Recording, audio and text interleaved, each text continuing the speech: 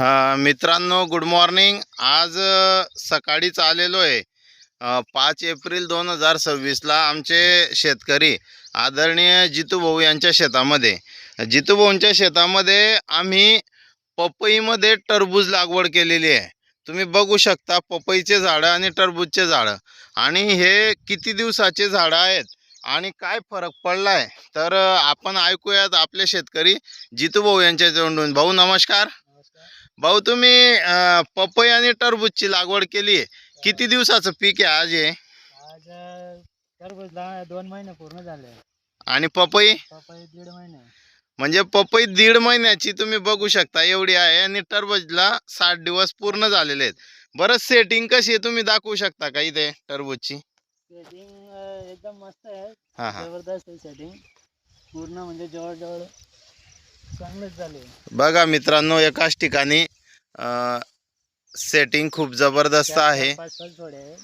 तिकडे ते पुढे पण आहेत, आपण दाखवू. हे हातात पकडा बरं. बघा, 60 दिवसामध्ये हे फळ तयार झालंय.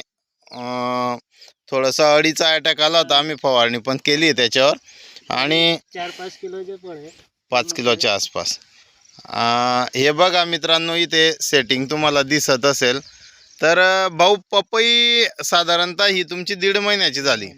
तर काय वाटतं तुम्हाला, आपल्या त्रिरत्न ॲग्रो कन्सल्टन्सीच्या ट्रीटमेंटने तुम्ही समाधानी आहेत का? हो, एकदम समाधानी आहे. हां, तुमचं वेळोवेळी मार्गदर्शन मिळाल्यामुळे असा हा प्लॉट झालाय आपला. म्हणजे इथे वादळी पाऊस पण आलेला आहे 2-3 दिवसापूर्वी, आणि त्या पावसामध्ये पण या बागेला कुठलाच इफेक्ट नाही आहे.